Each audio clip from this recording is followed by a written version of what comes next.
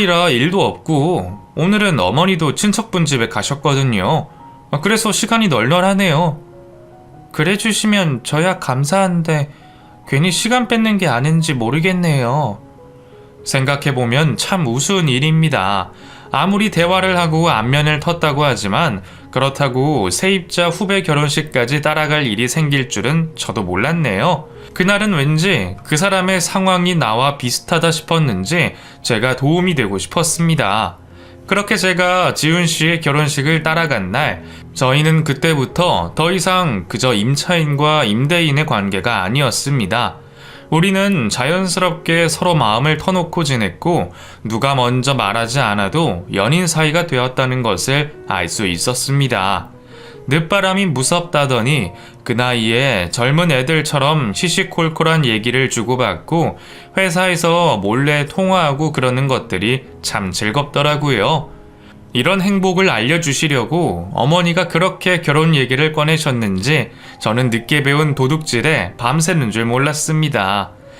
점점 지훈 씨와 마음을 터놓고 지내다 보니 저 역시도 지훈 씨에게 많이 기대게 되었고 혼자 간직하고 있던 고민과 걱정도 지훈 씨와 나누게 되었죠. 어머니에게도 걱정 끼치기 싫어서 남들에게는 제 사정 얘기 한번 제대로 해본 적 없던 저였는데 이상하게 지훈 씨 앞에서는 그런 말들이 술술 잘도 나왔어요. 그쯤 제게는 다른 것보다 어머니에 대한 걱정이 너무나 컸습니다. 약을 드시면서 상태를 지켜보고는 있지만 문득문득 나타나는 치매 증상에 어머니를 혼자 두기가 겁이 났습니다. 별일 아닌지 모르겠지만 어머니가 고구마를 쪄드시겠다고 냄비를 올려두신 것을 잊고 태우셨을 때는 그게 설령 치매 때문이 아니었대도 걱정이 클 수밖에 없었습니다. 하마터면 내가 없는 사이 큰일이 날 뻔했다는 생각에 저는 더 이상 어머니를 혼자 두기 어려웠죠. 일을 그만두고 어머니를 챙기려니 어머니가 원하지 않으셨고 그렇다고 요양원에 보내기에는 여러모로 걱정이 많았습니다. 평소에는 괜찮으신 어머니를 요양원에 보내는 게 너무나 마음에 걸렸고 또 돈도 돈대로 걱정이었네요. 중증이 아닌 이상 요양원비를 지원받기 어려웠거든요. 월에 수백만 원 드는 돈을 감당하려면 제가 일을 해야 하는 입장이다 보니 저는 쉽게 일을 그만둘 수도 어머니를 마음 편히 요양원에 모실 수도 없었습니다.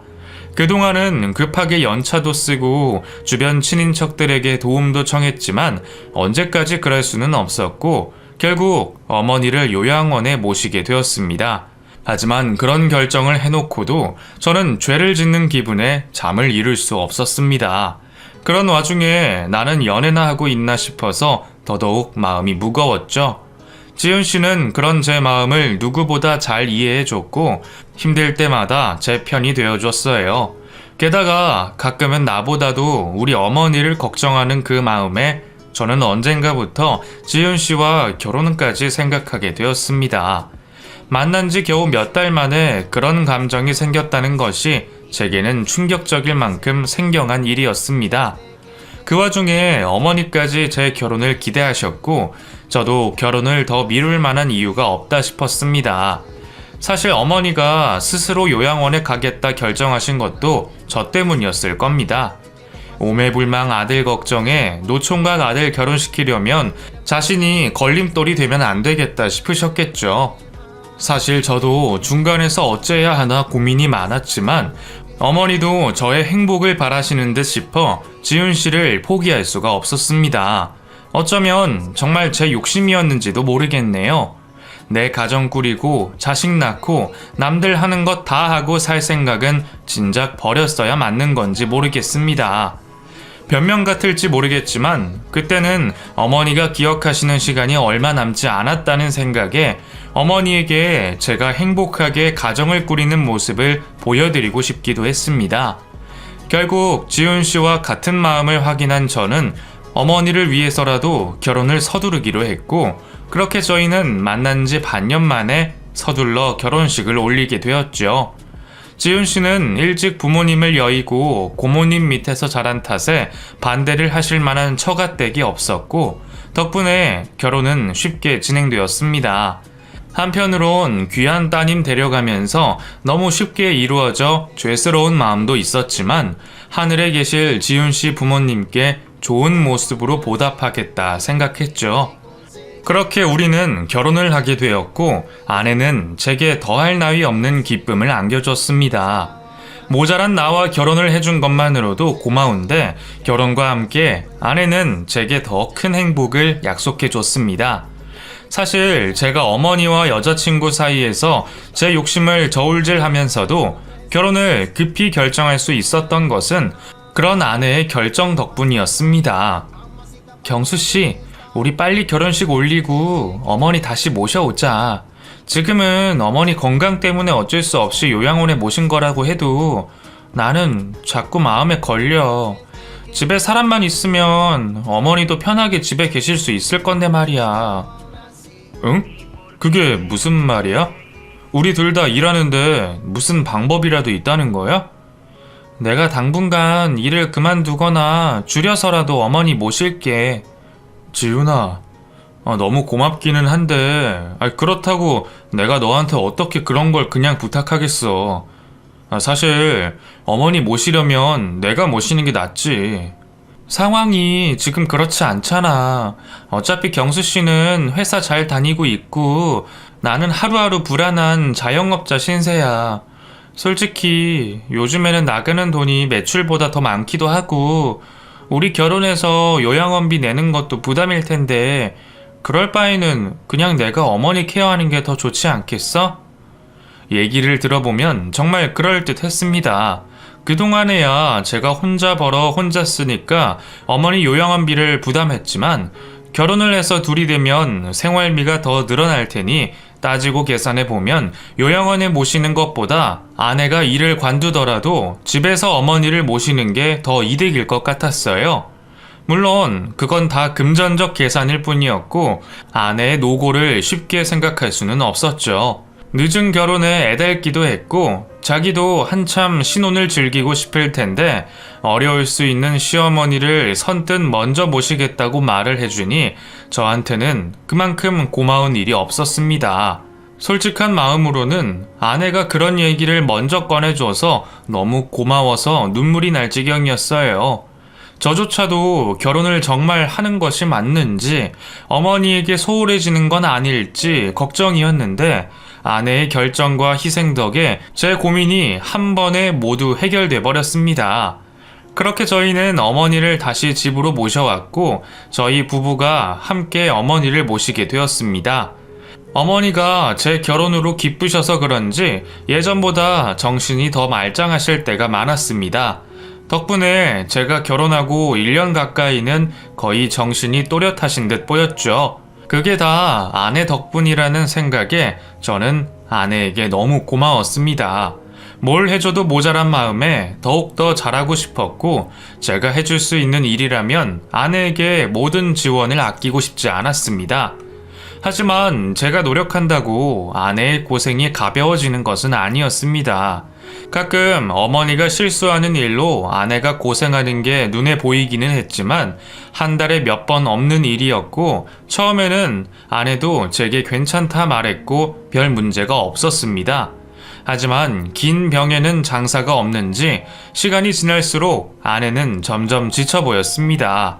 늘 웃던 얼굴에 언젠가부터 웃음이 사라지기 시작했고 어머니 옆에서 애교 부리며 날같이 굴던 아내는 제가 퇴근하면 제게 어머니를 맡기고 방에 틀어박혀 혼자 지내곤 했죠. 그래도 그동안 어머니와 잘 지내줘서 다행이다 싶었는데 결국 올 게 왔다 싶기도 했습니다. 당신 많이 피곤하지? 미안해. 내가 일만 더 하지 말고 집에 신경을 썼어야 하는데 당신한테 면목이 없네. 아니야. 그냥 요즘 몸살 기운이 좀 있어서 피곤해서 그래. 나 화난 거 아니니까 신경 쓰지 마. 알지. 그냥 내가 미안해서 그래. 엄마 요즘에는 괜찮으셔? 기억 잃고 그러셨어? 아니, 요즘엔 너무 좋으셔. 오히려 너무 좋으셔서 내가 불편하네. 응? 왜? 뭐가 불편한데? 처음에는 제가 너무 쉽게 생각해서 그런지 저희 어머니와 아내 사이에는 고부 갈등 같은 게 없을 거라고 생각했는데 아내는 아니었던 모양입니다. 어머니와 지내는 게 생각보다 쉽지 않다며 제게 가끔 토로하듯 말을 하기도 하더군요. 물론 잠깐이었고 다시 괜찮다 말하기는 했지만 저는 가끔 아내에게 너무 큰 짐을 지운 게 아닌가 걱정이 되기도 했습니다. 그러고 보면 벌써 3년이 넘는 시간 동안 혼자 어머니를 모셔야 했으니 스트레스가 없는 게 더 이상한 일이겠죠. 그러다 코로나가 터지게 되었네요. 전 세계의 재앙이나 다름없는 일이었지만 제게는 조금 다행이기도 했습니다. 코로나 이후 회사에서 재택근무가 가능하게 되어 제가 드디어 집에서 일을 볼 수가 있게 되었거든요. 이전에는 아무리 요청해도 불가능한 일이었는데 덕분에 저는 한시름을 덜 수 있었습니다. 제가 집에 있으면서 아내와 함께 짐을 나눠질 수 있을 거라 생각했으니까요. 요즘 아내가 점점 이전과 달리 짜증도 늘고 부부관계도 이전 같지 않다 싶었지만 이번 기회로 서로 돕고 이해하다 보면 관계가 더 좋아질 거라 생각했습니다. 하지만 그것도 제 마음 같지는 않았습니다. 이번에는 제가 문제였어요. 늘 어머니와 함께 있어 혼자 있는 시간이 없어서 그런지 아내는 가뜩이나 코로나로 외출도 못하는데 저를 매일같이 봐야 하니 답답했던 모양입니다. 당신 꼭 재택근무 해야 하는 거야? 왜? 내가 집에 있으니까 당신이 불편해? 그래도 내가 있으면 내가 어머니 챙길 수도 있고 당신도 좀 더 낫지 않겠어? 내가 있는 동안 당신 공방에서 볼일 봐도 되잖아. 그것도 무슨 일이 있어야 하는 거지. 요즘은 코로나 때문에 아예 고객들도 없고 주문 없는 지도 오래됐는데 솔직히 저것도 구색 갖추려고 그냥 열고만 있는 거지. 내가 어머니 때문에 그동안 뭐 하나 제대로 할 수나 있었어? 그렇지. 내 말은 당신이 뭐 해야 한다는 게 아니고 답답해서 그러면 잠깐 나갔다 와도 된다는 거야. 당신 그동안 혼자 고생 많았잖아. 나가서 할 것도 없는데 뭘 어딜 나가라는 거야. 저는 나름 도움이 되고 싶었던 건데 아내는 모든 것이 다 불편해 보였습니다. 오랜 간병에 심신이 지쳤는지도 모르죠. 사실 어머니 문제로 그동안 아이 계획도 미뤄뒀고 그래서 저는 아내에게 늘 미안함 밖에 느낄 수가 없었습니다. 그래도 제가 짐을 나눠지면 다들 좋아질 거라 생각하며 저는 우리 세 식구의 행복한 미래를 꿈꿨습니다. 사실 당시에는 코로나가 이렇게 길어질 줄도 몰랐고 잠시 몇 달이라도 가족들과 함께하는 그 시간들이 참 좋았습니다. 그래서 아내가 툴툴거려도 그저 좋기만 했네요. 그런데 그날 제가 왜 하필 그걸 열어보게 된 건지 저도 잘 모르겠습니다. 그날 아내는 잠시 장을 보겠다며 집을 나갔고 저는 어머니가 안방에서 TV를 보시는 동안 일을 하다 잠시 쉬고 있었습니다. 가만히 있는 것이 왠지 무료했던 저는 평생 보지도 않던 요리책을 열어봤고 그곳에서 종이 한 장을 발견하게 되었습니다. 어머니의 유서라 적힌 그 종이를 보고 저는 조금 놀랄 수밖에 없었습니다. 어머니가 벌써 죽음을 준비하고 계신다는 것이 놀라웠던 것은 아닙니다. 제가 놀랄 수밖에 없던 이유는 다른 곳에 있었어요. 그곳에는 어머니가 돌아가시면 전 재산을 며느리에게 넘기겠다는 얘기가 쓰여 있었습니다. 그런데 내용보다 놀라웠던 것은 내용이 아닌 필체였습니다. 분명 어머니 인감도장이 찍혀 있기는 했지만 그 글씨는 어머니의 필체가 아니었습니다. 제가 평생 보고 자란 어머니의 필체를 모를 수가 없었죠. 그리고 어머니가 쓰신 거라면 유서가 왜 우리 방에 있는 건지 이상했습니다. 게다가 그 요리책은 아내가 신혼 시절 보던 것이었고 저나 어머니나 그 책을 평생 열어본 일이 없었습니다. 그런데 하필 그곳에 어머니의 유서가 있다는 게 저는 미심쩍었습니다. 그러고 보니 예전에 아내가 어머니 인감도장을 찾던 일이 있었는데 생각해보니 그것도 이상했죠. 여보, 어머니 인감도장 어딨는지 알아? 인감?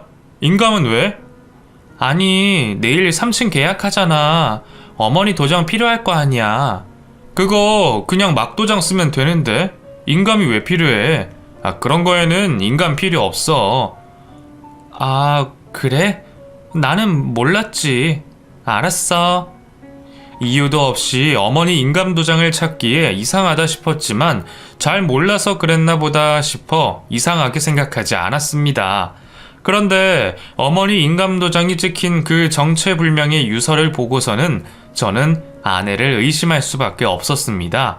결국 상황들이 이상하다 싶었던 저는 그날부터 제 아내를 의심하고 주시하게 되었습니다. 저는 아내를 끝까지 믿고 싶었지만 아내는 결국 저를 실망시켰네요. 아내가 필요도 없는 세무사와 변호사들을 만난 것을 알게 된 저는 결국 아내에 대한 의심을 확신으로 바꿀 수밖에 없었습니다. 우리 건물에 대한 세금 계산을 왜 하고 다니는지, 증여세를 왜 궁금해했는지 그것만으로 모든 상황들이 설명되는 듯 했습니다. 아내는 여전히 제가 아무것도 모르고 있는 줄 알았지만 저는 아내와 한 침대에 누워 수많은 생각을 하고 있었죠. 대체 아내가 왜 그랬을지 너무나 궁금했고 도저히 이해가 가지 않았습니다. 어머니의 재산이 탐이 난다면 어차피 제가 유산을 상속받으면 우리 것이 되는 건데 왜 미리 욕심을 부리는 건지, 어머니 인감도장까지 훔쳐 그런 유서를 조작한 건지 이해가 되지 않았습니다. 다행히 그 이유는 머지않은 미래에 알 수 있었네요. 혹시나 싶어 아내의 공방에 녹음기를 숨겨뒀는데 그곳에서 아내가 절친한 친구와 나눈 비밀 대화를 듣고 말았네요. 근데 너 너무 오래 걸리는 거 아니야? 처음에는 금방 끝날 것 같다며. 짜증나니까 말도 꺼내지 마. 나도 금방 끝날 줄 알았지. 원래 치매 걸리면 얼마 못 산다는 거 아니야?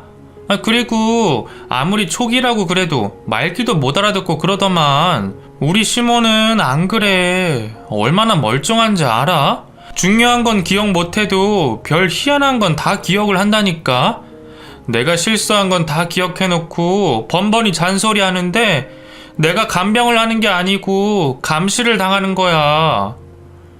진짜? 야, 너희 시모 치매 아닌 거 아니야? 결혼 전에는 요양원 갈 정도로 안 좋았다며. 나도 그런 줄 알았는데 지금 생각해보면 남편이 효자라서 설레발 친 것 같기도 해. 어쩐지 나한테 미안해하면서도 별 걱정이 없는 것 같더라니. 생각보다 상태가 나쁘지 않은 거지. 자기 말로는 내 덕에 엄마가 더 건강해졌다면서 좋아하는데 내가 누구 좋자고 이런 짓을 했나 후회가 막심하다. 그래도 나이도 있고 병도 있는데 살면 뭐 얼마나 더 살겠어. 좀 짜증스럽긴 한데 그래도 몇 년 참아서 이런 건물 하나 생기는 거면 더한 세월도 참을 수 있지. 그냥 감옥에 있다 생각하고 참으려고. 아내는 건물주인 어머니에게 잘 보이려고 노력했고 어머니가 치매라는 것을 알게 된 후에는 제게 의도적으로 접근했던 모양입니다.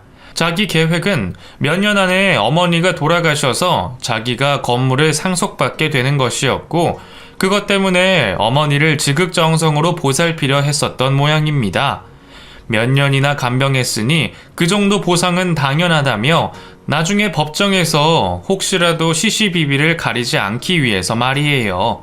하지만 생각보다 어머니의 병세가 그리 급격히 나빠지지 않았고 비교적 정신이 또렷하셔서 자기 마음대로 주무를 수 없자 스트레스가 심했던 거겠죠. 그 모든 것을 무려 5년 만에 알게 된 저는 아내의 추악한 진실 앞에 할 말을 잃었습니다.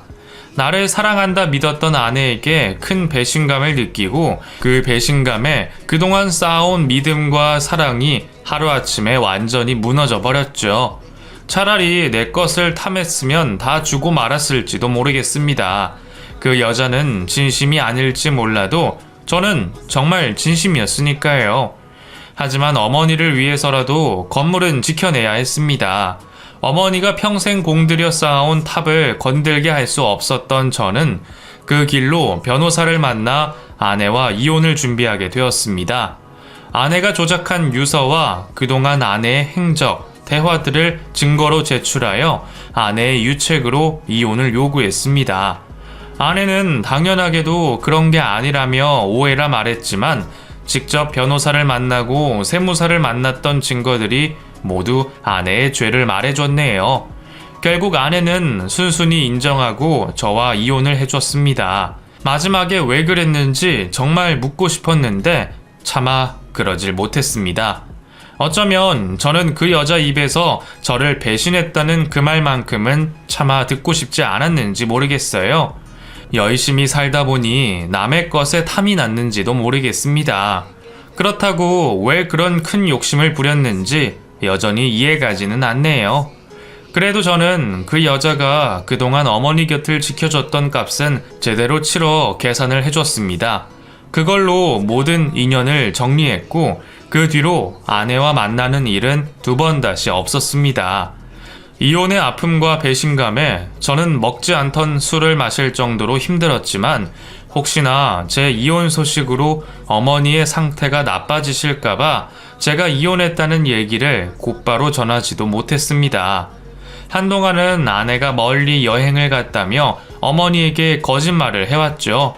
결국 그 거짓말도 그리 길지 못해 몇 달 만에 알리게 되었고 어머니는 역시나 꽤 큰 충격을 받으셨습니다.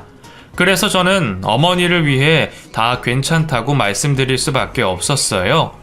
이혼도 내가 원해서 한 거고 저는 그냥 혼자가 좋다고 말이죠. 계속 스스로도 괜찮다 되뇌어서 그런지 이제는 정말 괜찮은 것도 같습니다. 아직도 지하를 쳐다보면 전처 생각이 들고 여전히 안 좋은 기억보다는 좋았던 기억들이 더 많이 떠오르지만 그런 것도 다 언젠가 잊혀지기를 바라며 지금 당장은 다른 욕심 없이 어머니 곁을 지키며 어머니와 좀 더 많은 기억과 추억들을 쌓으려 하는 중입니다.